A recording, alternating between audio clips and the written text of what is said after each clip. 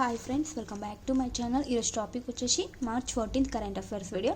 So ఎవరైనా మన ఛానల్ని కొత్తగా చూస్తున్నట్లయితే ప్లీజ్ సబ్స్క్రైబ్ చేసుకోండి, లైక్ చేయడం మాత్రం అస్సలు మర్చిపోవద్దు. ఈరోజు ఫస్ట్ కరెంట్ అఫైర్ చూస్తే కనుక వ్యవసాయానికి సంబంధించి దాని అనుబంధ రంగాలపై భారత్ అండ్ చిలీ ఈ రెండు దేశాల మధ్య మొదటి జాయింట్ వర్కింగ్ గ్రూప్ సమావేశం అనేది జరిగిందనమాట. వర్చువల్గా జరిగింది. ఏ రోజున అంటే మార్చ్ 12th ఈ రెండు దేశాల మధ్య ఒక సమావేశం జరిగింది. మొదటి జాయింట్ వర్కింగ్ గ్రూప్ సమావేశం ఏ దేశాల మధ్య అంటే భారత్ అండ్ చిలీ దేశాల మధ్య. దేనికి సంబంధించి అంటే వ్యవసాయ రంగానికి సంబంధించి అండ్ దాని రిలేటెడ్గా ఉంటాయి కదా అనుబంధ రంగాలు ఏవైతే ఉంటాయో, పశు సంపద, వాటికి సంబంధించి దానిపై ఒక సమావేశం అనేది జరిగిందన్నమాట. సో ఇక్కడ చూడండి, వ్యవసాయం మరియు అనుబంధ రంగాలలో సహకారం, హార్టికల్చర్ అండ్ పరిశోధన, వివిధ ఈ రంగాలపై పరిశోధన వాటికి సంబంధించిన వాటిపై ఒక సమావేశం అయితే ఈ రెండు దేశాల మధ్య జరిగింది March 12th.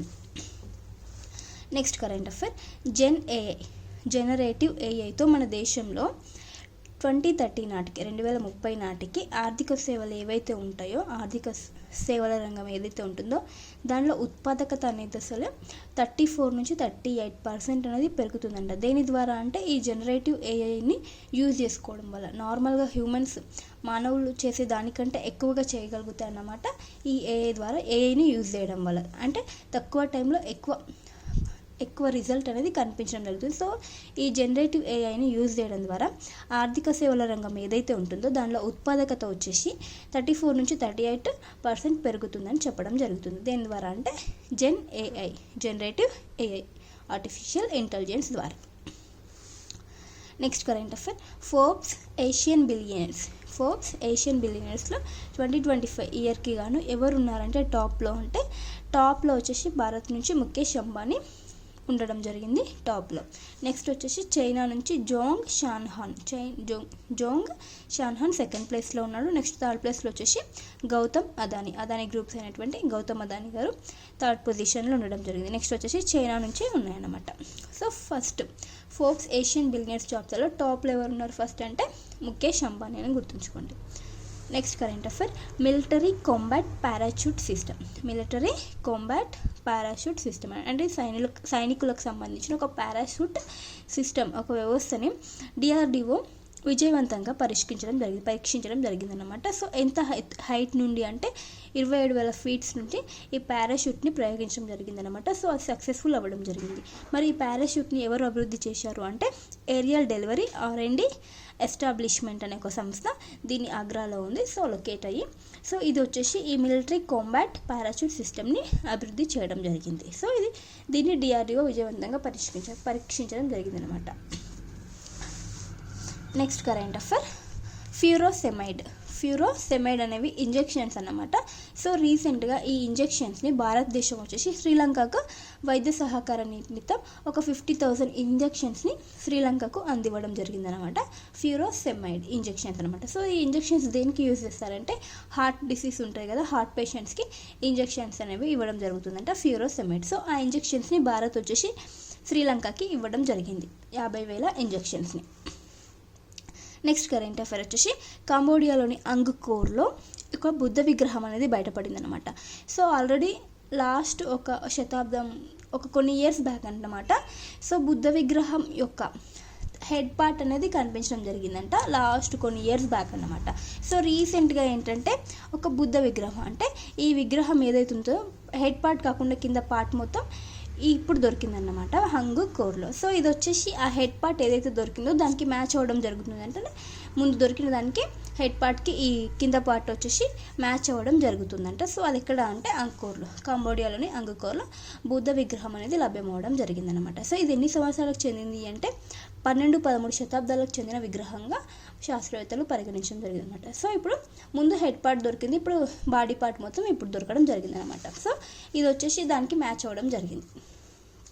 Next life time achievement award. UK ప్రభుత్వం ఇటీవల ఎవరికి ఈ అవార్డుని ఇవ్వబోతుంది అంటే లైఫ్ టైమ్ అచీవ్మెంట్ అవార్డుని ఎవరికి అంటే ప్రముఖ నటుడు అయినటువంటి చిరంజీవి గారికి, పద్మవిభూషణ్ గ్రహీత అయినటువంటి చిరంజీవి గారికి UK ప్రభుత్వం లైఫ్ టైమ్ అచీవ్మెంట్ అవార్డుని ఇవ్వడం జరుగుతుంది. సో మార్చ్ 19th లండన్లో ఈ అవార్డుని చిరంజీవి గారికి ఇవ్వబోతున్నారు అనమాట. సో దేనికి గాను అంటే ఆయన చేసిన పబ్లిక్ సర్వీస్కి అండ్ కల్చరల్ లీడర్షిప్కి గాను యూకే ప్రభుత్వం చిరంజీవి గారికి ఈ అవార్డు ఇవ్వబోతుంది మార్చి 19న. Next current affair, PM Suryaghar Muft Bijli Yojana. దీని యొక్క ఇది వచ్చేసి ఎప్పుడు స్టార్ట్ అవ్వడం జరిగిందంటే ఈ స్కీమ్ 2023 ఫిబ్రవరి 13న ఈ స్కీమ్ అనేది స్టార్ట్ అవ్వడం జరిగిందనమాట. సో ఇదేంటంటే గృహాలకి రూఫ్ టాప్ అంటే సోలార్ రూఫ్ టాప్ యొక్క కార్యక్రమం. గృహాలకి సోలార్ రూఫ్ టాప్ అంటే సోలార్ పైకప్పును అందించే కార్యక్రమం అన్నమాట. ఇది ప్రపంచంలోనే అతిపెద్ద కార్యక్రమం ఈ పిఎం సూర్యఘర్ ముఫ్త్ బిజ్లీ యోజన. అయితే ఇది ఏంటంటే రీసెంట్గా 10 లక్షల ఇన్స్టాలేషన్లు పూర్తి చేసుకున్నదంట పిఎం సూర్యఘర్ ముఫ్త్ బిజ్లీ యోజన. 10 లక్షల ఇన్స్టాలేషన్లు పూర్తి చేసుకుంటూ న్యూస్లో ఉందన్నమాట. అయితే ఇప్పటివరకు లబ్ధిదారులు ఎంతమంది ఈ స్కీమ్కి అంటే 6 లక్షల మంది లబ్ధిదారులకు 4,770 కోట్ల సబ్సిడీ అనేది ఇవ్వడం జరిగింది ఈ స్కీమ్ కింద. 6 లక్షల మంది లబ్ధిదారులకు 4,700 కోట్ల సబ్సిడీ అనేది ఇవ్వడం జరిగిందనమాట. సో రీసెంట్గా 10 లక్షల ఇన్స్టాలేషన్స్ను పూర్తి చేసుకుంటూ న్యూస్లో ఉంది PM Suryaghar Muft Bijli Yojana. Next current affair, mission Amrit Sarovar. ఈ మిషన్ అమృత్ సరోవర్ వచ్చేసి నీటి సంరక్షణ చర్యలకు సంబంధించిన ఒక స్కీమ్ అనమాట. అదేంటంటే నీటిని సంరక్షిస్తున్నమాట. చెరువులు, కుంటలు, భూగర్భ జలాల్లో వాటర్ యొక్క కెపాసిటీని పెంచడం అనేది దీని యొక్క ముఖ్యమైన విధి అన్నమాట. సో ఇప్పుడు ఏంటంటే మిషన్ అమృత్ సరోవర్కి భారత్ రైల్వే వ్యవస్థ కూడా భాగస్వామ్యం అవ్వడం జరిగింది ఈ మిషన్ అమృత్ సరోవర్లో. అయితే ఈ మిషన్ అమృత్ సరోవర్ ఎప్పుడు స్టార్ట్ అయిందంటే 2022 ఏప్రిల్ 24న ఇది స్టార్ట్ అవ్వడం జరిగింది. సో భారతీయ రైల్వే కూడా ఇందులో భాగస్వామ్యం అవ్వడం జరిగింది. ఏంటంటే భారతీయ రైల్వే వ్యవస్థ నీటి కుంటలు ఎక్కడ ఉన్నాయో అవి గుర్తిస్తుందంట. సో వాళ్ళు ఆ కుంటలను తవ్వి వాటర్ని సంరక్షిస్తారు. అయితే ఆ మిగిలిన మట్టి అయితే ఉంటుంది కదా, సో వాటిని రైల్వే లైన్స్కి యూజ్ చేసుకుంటుందంట భారతీయ రైల్వే వ్యవస్థ. సో ఇందులో భారతీయ రైల్వే వ్యవస్థ కూడా భాగస్వామ్యం కానున్నట్టు న్యూస్ అనమాట మిషన్ అమృత్ సరోవర్లో.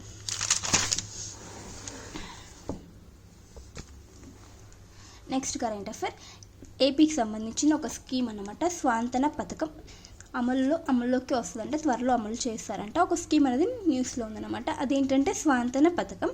సో మరి దీని యొక్క లబ్ధిదారులు ఎవరి కోసం ఈ స్కీమ్ అంటే ఎస్సీ విద్యార్థుల కోసం ఈ స్కీమ్ని ప్రవేశపెట్టబోతున్నారంట ఏపీ ప్రభుత్వం. స్వాంతన పథకం ఎస్సీ విద్యార్థుల కోసం అని గుర్తుంచుకోండి. సో ఇదేంటంటే ఇది ఎస్సీ విద్యార్థులు ఎవరైతే ఉంటారో ఇట్లా వారికి ఒక ఆరోగ్య సమస్యలు ఏమైనా వచ్చినప్పుడు 2 లక్షలకు సంబంధించినటువంటి వైద్య సదుపాయాలు అనేవి వీరికి అందించడం జరుగుతుంది. ఒకవేళ ఎస్సీ విద్యార్థి ఎవరైనా మరణిస్తే కనుక 3 లక్షల పరిహారం అనేది ఈ స్కీమ్ కింద ఇవ్వబడుతుందంటే స్వాంతన పథకం. ఏ రాష్ట్రానికి సంబంధించిందంటే ఏపీకి సంబంధించినది. Next current affair, yoga Mahotsav 2025 June 21న యోగా దినోత్సవం అనేది జరుపుకుంటాం అనమాట ఎవ్రీ ఇయర్. సో దీనికి సంబంధించి యోగా మహోత్సవ్ 2025 కౌంట్ డౌన్ అనేది స్టార్ట్ చేయడం జరిగింది. అంటే 100 days కౌంట్ డౌన్ అంటే యోగా దినోత్సవానికి ముందు 100 days కౌంట్ డౌన్ అనేది స్టార్ట్ చేయడం జరిగింది. ఏ రోజున అంటే మార్చి 13న కౌంట్ డౌన్ అనేది స్టార్ట్ చేశారు. ఇది ఏ మంత్రిత్వ శాఖ దీన్ని నిర్వహిస్తుందంటే మినిస్ట్రీ ఆఫ్ ఆయుష్ ఈ యోగాని నిర్వహించడం జరుగుతుంది యోగా మహోత్సవ్ని. అయితే ఇక్కడ జూన్ 21 వచ్చేసి యోగా దినోత్సవం. ఆ రోజు వరకు 100 days కౌంట్ అనేది స్టార్ట్ చేయడం జరిగిందనమాట. సో ఈ 2016లో యోగా అనేది యునెస్కో ఇంటాంజిబుల్ కల్చరల్ లిస్ట్లో చేరడం జరిగిందంట 2016లో. సో ఈ count down 100 days count down భాగంగా ఏం చేస్తారంటే యోగా బంధన్, వివిధ దేశాలకు మధ్య యోగా బంధన్ అండ్ యోగా సంఘం వివిధ దేశంలోని వివిధ రాష్ట్రాల్లో యోగా సంఘం అట్లాంటి కార్యక్రమాలు ఈ 100 daysలో నిర్వహిస్తారంట యోగా బంధన్ అండ్ యోగా సంఘం. నెక్స్ట్ కరెంట్ అఫైర్, మైసీలియం ఇటుకలు. ఇటీవల మైసీలియం ఇటుకలను అభివృద్ధి చేసిన ఐఐటి ఏంటంటే ఐఐటి మద్రాస్ ఈ ఇటుకలను అభివృద్ధి చేయడం జరిగింది. సో ఇవేంటంటే ఎన్విరాన్మెంటల్ ఫ్రెండ్లీ అనమాట. సో పర్యావరణానికి మేలు చేసే విధంగా ఇటుకలు ఉంటాయి. ఇంతకుముందు ఉన్నటువంటి ఇటుకల ప్లేస్లో ఈ ఇటుకల్ని రిప్లేస్ చేస్తారనమాట. ఇంతకుముందు ఉన్న ఇటుకలు ఏవైతే ఉంటాయో కాల్చిన ఇటుకలు అట్లాంటివి ఉంటాయి కదా, సో ఆ ఇటుకల ద్వారా ఎక్కువగా పర్యావరణం అనేది కలుషితం అవుతుంది.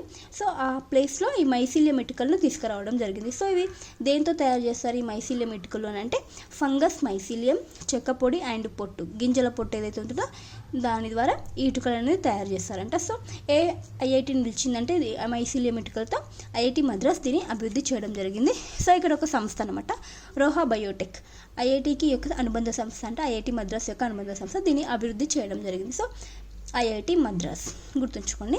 నెక్స్ట్ వచ్చేసి ఆర్బీఐ వచ్చేసి దేశవ్యాప్తంగా ఆర్థిక సాక్షరత అంటే ప్రజల్లో ఆర్థిక అక్షరాస్యత అంటే సైబర్ క్రైమ్స్ కానీ ఇట్లాంటి మోసాలు ఏవైతే జరుగుతూ ఉంటాయో వాటి పట్ల అవగాహన పెంచేందుకు ఒక కార్యక్రమాన్ని స్టార్ట్ చేయడం జరిగింది. దేశవ్యాప్తంగా ఆర్థిక సాక్షరత ప్రచారాలు. సో దేశవ్యాప్తంగా స్టార్ట్ చేయడం జరిగింది. ఇందులో ఎన్సిఎఫ్ఎస్ వచ్చేసి భాగస్వామ్యం అవ్వడం జరిగిందనమాట. ఎన్సిఎఫ్సి అంటే national strategy for financial education, ఇందులో భాగస్వామ్యం అవ్వడం జరిగింది. ఈ ప్రచార కార్యక్రమంలో ఒక అవగాహన కార్యక్రమం అన్నమాట, దేశవ్యాప్తంగా ఉన్న ప్రజలకు అనమాట ఆర్బీఐ స్టార్ట్ చేయడం జరిగింది.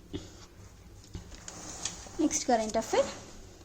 15వ hockey India senior women national ఛాంపియన్గా ఏ జట్టు నిలిచిందంటే జార్ఖండ్ జట్టు గెలవడం జరిగిందనమాట.